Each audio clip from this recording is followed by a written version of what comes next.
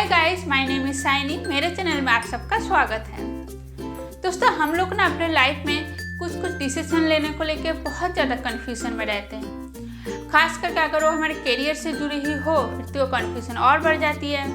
क्या करें, जॉब करे, प्रिपरेशन करे, सिविल सर्विसेज की तैयारी करे, जिस ऑर्गेनाइजेशन में काम कर रहे उसी में रहे या फिर उसको स्विच करे। जब मेरा कॉलेज कैंपस में एक जगह जॉब लगी थी, वहाँ पे मैं करीब 2.5 महीना काम की थी, लेकिन कुछ दिन काम करने के बाद ही मुझे और बिल्कुल वहाँ पे काम करना अच्छा नहीं लग रहा था। सिर्फ इसलिए नहीं कि वो एक प्राइवेट ऑर्गेनाइजेशन था, लेकिन वहाँ का वर्क कल्चर अच्छा नहीं लग रहा था, सैलरी अच्छी नहीं थी। I feel that I deserve something more, something better.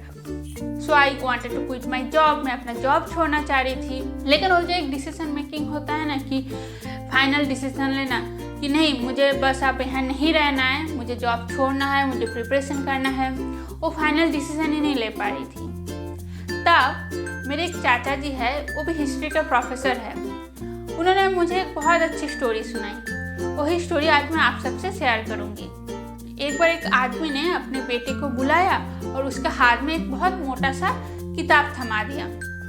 वो किताब काफ़ी पुरानी सी थी, उसके कुछ पन्ने फटा हुआ था, कुछ में तो कीड़ा भी लग गया था, और पहले का जैसे हाथ से लिखी हुई किताब होती है ऐसा कुछ था। तो उस आदमी ने अपने बेटे को कहा, तुम इस किताब को लेकर शहर का उस मार्केट में जाना जहाँ पुराने किताबों की खरीदारी होती है, और वहाँ जाके कोई भी तुमसे इस किताब का प्राइस पूछे तो तुम कुछ मत कहना, बस अपना 5 उंगली दिखा देना। तो उस लड़का ने वही किया। उस किताब को लेकर उस मार्केट में चला गया। वहाँ जाके कुछ देर बाद एक 40-45 साल का आदमी आया। फिर उस आदमी ने आके उस लड़के से पूछा, ए लड़का, क्या प्राइस है इस किताब का? तो उस लड़का ने, जैसे उसके पापा ने उससे कहा था, कुछ नहीं कहा, बस अपना 5 उंगली दिखा दिया। तब उस आदमी ने कहा, अच्छा 500 रुपये, ठीक है, मैं इस किताब के लिए तुम्हें 500 रुपये देने के लिए तैयार हूँ, तुम मुझे किताब बेच दो। फिर उस लड़का ने उस किताब को लेकर अपने पापा के पास चला गया। फिर उसके पापा ने उससे कहा, ठीक है, अब मैं तुम्हें इस किताब को लेकर शहर का सबसे बड़ा जो लाइब्रेरी है वहाँ पे भेजूंगा। तुम वहाँ पे चले जाओ और वहाँ जाके वहाँ के हेड लाइब्रेरियन से तुम मिलना। तो लड़का ने वही किया। वो किताब को लेकर उस लाइब्रेरी में चला गया। वहाँ जाके उस किताब को देखकर हेड लाइब्रेरियन जो है वो तो बहुत खुश हो गए। वो बोले, अरे वाह, इतनी पुरानी किताब! यहाँ पे बहुत से ऐसे रीडर्स आते हैं जो पुरानी किताबों की खोज करता है। इस किताब को रखते ही मेरे लाइब्रेरी का तो मान ही बढ़ जाएगा। तुम प्लीज़ ये किताब मुझे बेच दो। और क्या प्राइस लोगे तुम इस किताब का?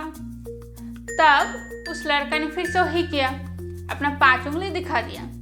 तो लाइब्रेरियन ने उससे कहा, अच्छा 5,000 रुपये, ठीक है, मैं तुम्हें इस किताब का 5,000 देने के लिए तैयार हूँ, तुम ये किताब मुझे बेच दो। फिर उस लड़का ने उस किताब को लेकर फिर अपने पापा के पास चला गया। फिर उसके पापा ने उससे कहा, ठीक है, अब मैं तुम्हें एक आखिरी जगह भेजूंगा। उन्होंने अपने बेटे को एक बहुत ही फेमस आर्कियोलॉजिस्ट का एड्रेस दिया। उन्होंने कहा कि तुम इस आर्कियोलॉजिस्ट के पास चले जाओ और जैसा मैंने कहा तो बिल्कुल वैसे ही करना। फिर उस लड़का ने उस किताब को लेकर उस आर्कियोलॉजिस्ट के पास चला गया। आर्कियोलॉजिस्ट ने तो उस किताब को देखकर हैरान ही रह गए। कुछ देर तक तो किताब की तरफ देखते ही रह गए, और कुछ देर बाद उन्होंने उस लड़का से कहा, कहाँ से मिली तुम्हें ये किताब? पता, इस किताब को मैंने कहाँ कहाँ नहीं खोजा हूँ, देश का हर एक लाइब्रेरी में मैंने इसको खोजा हूँ, मुझे कहीं नहीं मिली ये किताब। तुम प्लीज़ ये किताब मुझे बेच दो और जो भी तुम इसका प्राइस मांगोगे मैं तुम्हें देने के लिए तैयार हूँ। तो उस लड़का ने फिर से वही किया, कुछ नहीं कहा और बस अपना 5 उंगली दिखा दिया। तो आर्कियोलॉजिस्ट ने उससे कहा, 50,000 रुपये, ठीक है, मैं अभी तुमको 50,000 दे देता हूँ, पर एक किताब तुम मुझे बेच दो। फिर लड़का ने उस किताब को लेकर अपने पापा के पास चला गया। तब उसके पापा ने उससे कहा, अब तुम्हें समझ आया अपनी लाइफ की वैल्यू? तुम्हारे लाइफ का वैल्यू क्या है ये तुम्हें खुद ही तय करना है, और ये इस बात पे डिपेंड करता है कि तुम अपने आप को किस जगह देखना चाहते हो। इस कहानी को सुनते ही मैंने तो अपना फैसला ले लिया। मुझे समझ आ गया कि मुझे आगे क्या करना है। मैंने वो जॉब छोड़ दी और लगातार 1 साल की मेहनत के बाद मेरा ड्रीम पूरा हो चुका था। मैं उस जगह पहुंच चुकी थी जहां मैं हमेशा ही खुद को देखना चाहती थी। और इस कहानी को सुनने के बाद अगर आपके लाइफ में थोड़ा बहुत भी चेंजेस आया हो तो इस वीडियो को लाइक कीजिए, इसे शेयर कीजिए अपने फ्रेंड्स के साथ and please do subscribe my channel.